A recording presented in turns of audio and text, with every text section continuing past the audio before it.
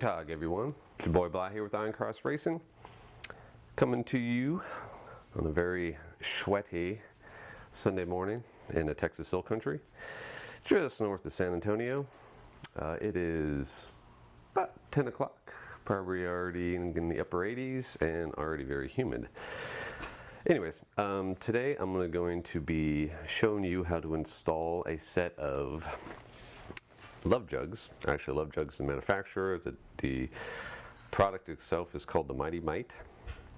This is a fan cooler that goes on the side of the engine on the left side, right underneath where the horn is located, and blows air across the cylinders so that way it can help cool the motor when you're not in motion. So if you're in traffic, parades, city driving, a lot of stop and go driving, this will help keep your engine cool.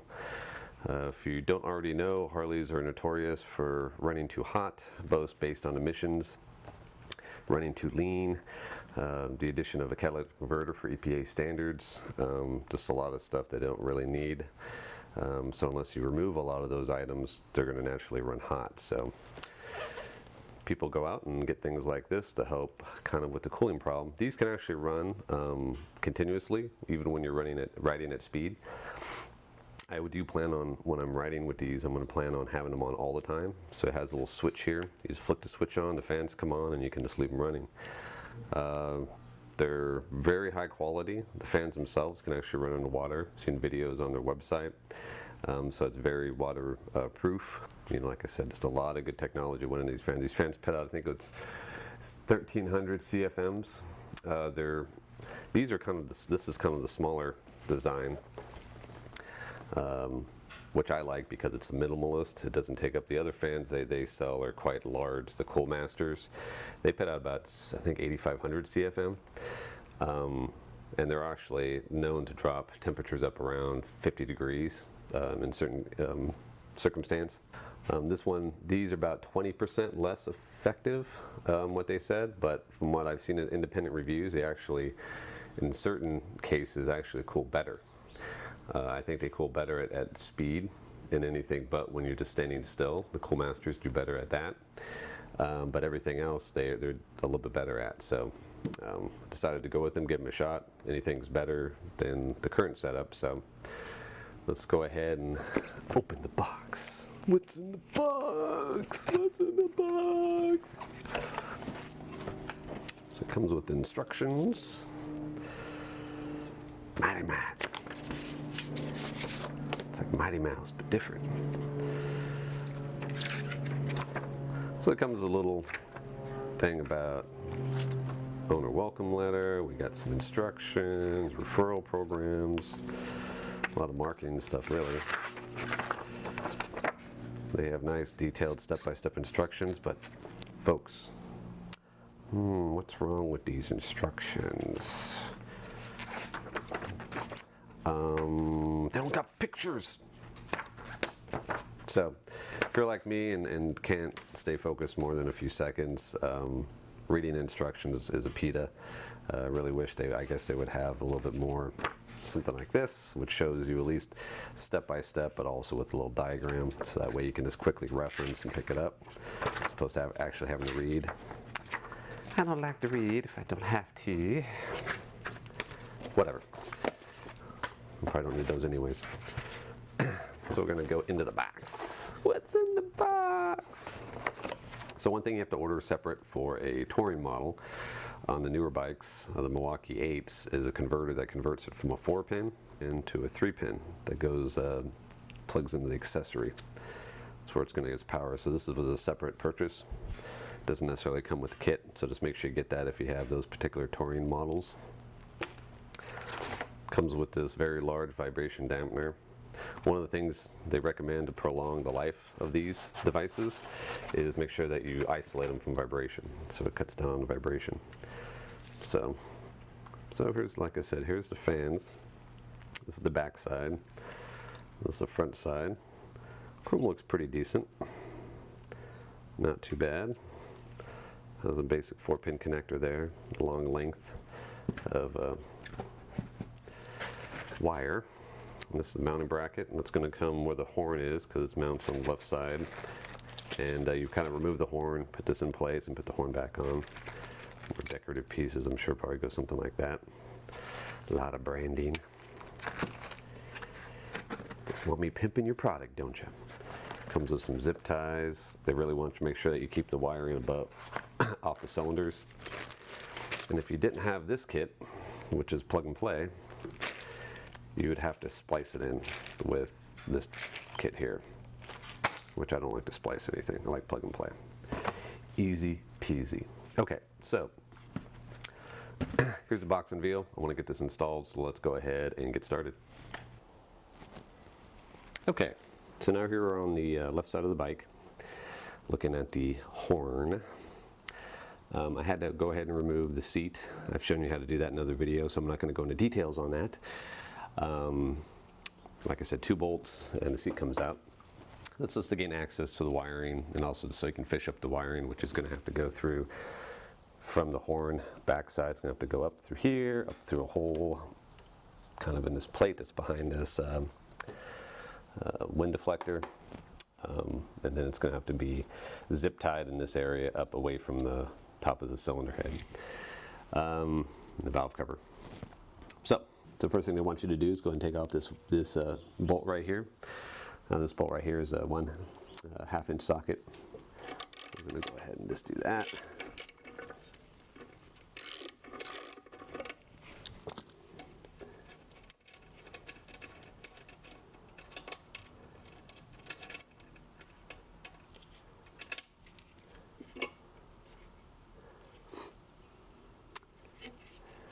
You're going to see the wiring and whatnot for the horn. The one thing I like to do is whenever I'm dealing with removing a setup, so say these 2 wires here, it looks like they could go on either way. So when I'm removing stuff, I always like to take a picture using my camera just to kind of see what the current state of the item is. So that way, when you're putting everything back together, if you can't remember, it'll make it a little bit easier for you. Just so you know, in order to improve sound quality, I have decided not to use my garage fan, and I am sweating my ass off right now. It's all for you, my fans. It's all for you. So you can kind of see. One thing I will say about the Harley horns, they are loud. These things are, oh my God, they sound louder than my car horn. Definitely did a good job when it comes to having a nice loud horn for you. Okay, the next thing you gotta remove is this dampener that's currently on this horn bracket. Now they say this thing can be a big pain in the butt depending on corrosion to get this thing removed. So wish me luck, folks. Now I'm hoping, since my bike is new, that this won't be too much of a pain in the ass, but or too stuck on there. Well, that wasn't too bad. Instead I used a big pair of adjustable channel locks, a little bit of elbow grease, and squeezing the hell out of it. And then this thing eventually started to turn. I was trying not to squeeze the threads, if for whatever reason, even though the bushing's a little chewed now, I'd ever want to use it again. But that's pretty much all you got to do there. And that's probably I would say probably the most difficult part of this installation, from what I've heard, was just getting that dampener off. Okay, so what they want you to do is install this new, thicker vibration dampener.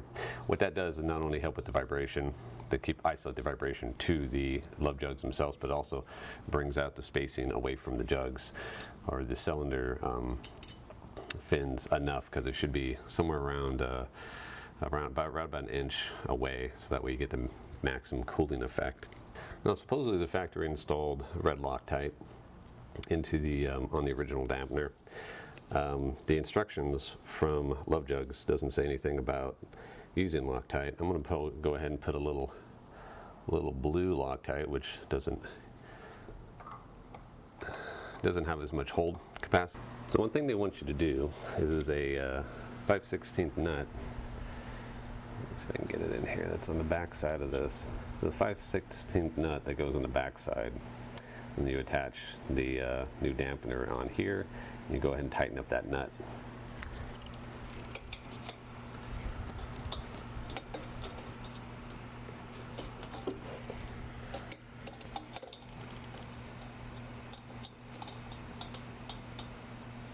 Okay, so go ahead and tighten up the nut on the dampener. We go on to the next step. Okay, after you remove the horn, they want you to go ahead and install this strengthener. This will behind the chrome bracket for the horn. I think this is going to help add, so it can help with the weight of the new horn. This is the horn wire clip. They want you to save that. So you go ahead and put that on there.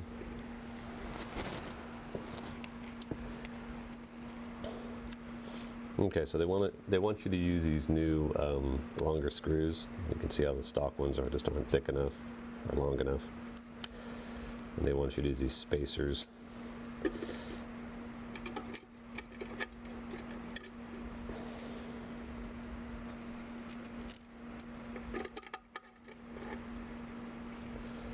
So we're going to get that tightened up. Probably should make sure that all these holes line up okay. Yep, that still looks good.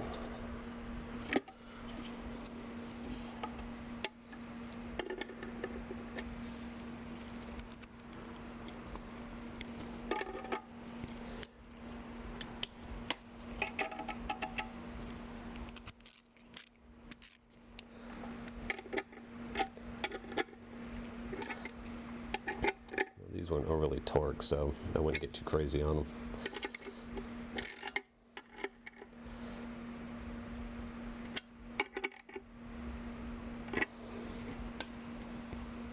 Because like I said, we're just attaching the horn here. We're not getting too crazy with it. No.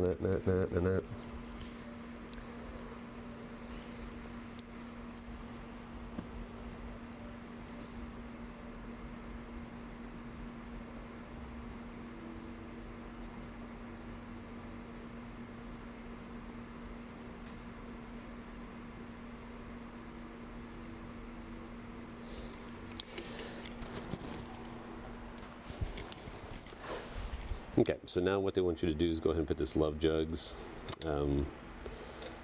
logo bracket there, followed by the horn.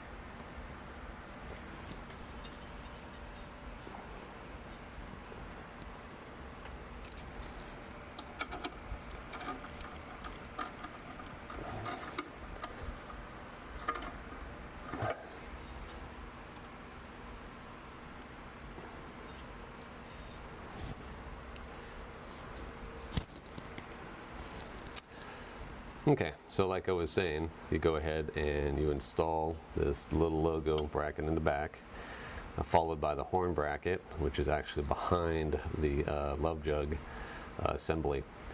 And then after you put all that together, you go ahead and put the washer. It came with a little bit flatter washer. This is a stock washer. You can see it's a little bit thicker. They had a flatter washer, so that way, since all this stuff is getting all combined, so that way the acorn nut will fit. So then you have to go ahead and measure these sides to make sure that they're at least 3/4 of an inch to 1.5 or 1.25 inches away from the fins. So I'll go ahead and I'm going to measure that, make sure we have ample space. Some of the things you can do is kind of just bend the assembly up in order to get that clearance. And then we'll go on to the next step, which is fishing the wire back over. I ran the wiring up as close as I can to the outside of the tank, attached it here at a couple points with zip ties, ran them through, up through here and into this area. This is the plug right here.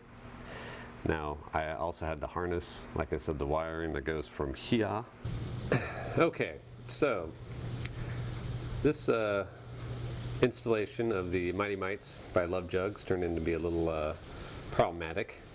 A lot of trial and error, primarily in locating the plug that Love Jugs wanted you to utilize for their harness.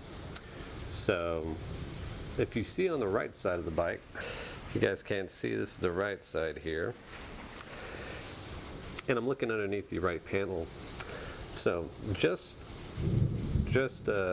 north or just above the two plugs for the O2 sensors, you'll see this little holder, and in that holder you have this connector right here that's plugged into it. Now it's got a black wire in the middle, it's got one spot plugged up, and it's got a purple blue stripe wire that's on the outside. So this is the accessory wire that they want you to utilize. Now you can get an accessory kit that would probably plug into their 4-pin connector that's on the other side, which is this one right here. You can get the Harley one, but that's just additional money. That's like another 30 bucks. So this one will work. You just got to know where to plug it into. If you guys hear it raining cats and dogs outside with lightning, it's because it is. So at first, I tried plugging it into this plug, which actually worked because it's got the same wiring as, I don't know if you can see it there, but it's got red, a white in the middle, and black. This is actually, as I come to find out, this is for the siren, or the alarm system, and it's just kind of an extra plug there, but it's for the alarm system. I wanted to make sure I knew exactly what that plug was for, so I found out, because I didn't know what the amperage was on it, you know, how it's, you know, technically connected into the system. So most likely it goes through the BCM, and like I said, if it's you're not using it as intended, things could go bad. So I reached out to Love Jugs. They were excellent in providing guidance in regards to exactly where to locate the plug. So the way it's wired is red, black, and then green. Let's see if I can get it there. Yeah, so it's red, black, and green. So once I got that, plugged it in, got it all tucked up, and got it connected, got it all plugged up, and things are looking pretty good.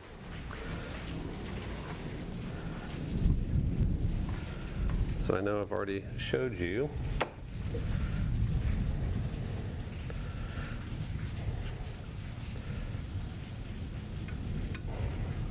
the finished product, but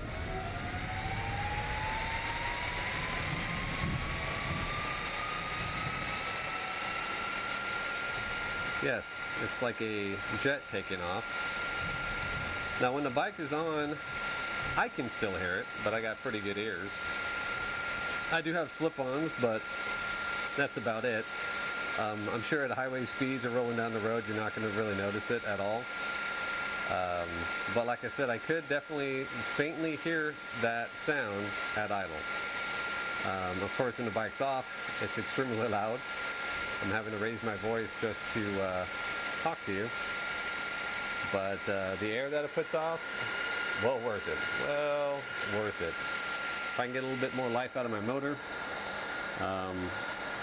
put a few more miles on the bike because of it, and if I could keep this thing for a few more years than I thought I could, that's just going to be a win-win for me.